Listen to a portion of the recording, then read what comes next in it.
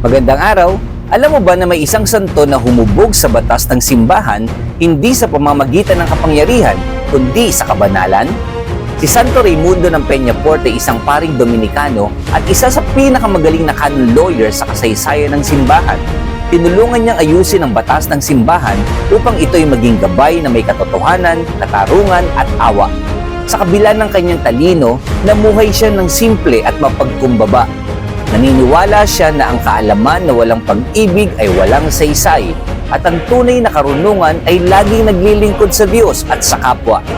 Ipinapaalala sa atin ni Santo Raimundo na ang pananampalataya at talino ay hindi magkalaban.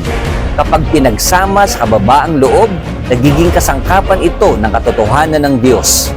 Kung naniniwala kang ang karunungan ay dapat laging ginagabayan ng pananampalataya, paki-comment ng Amen.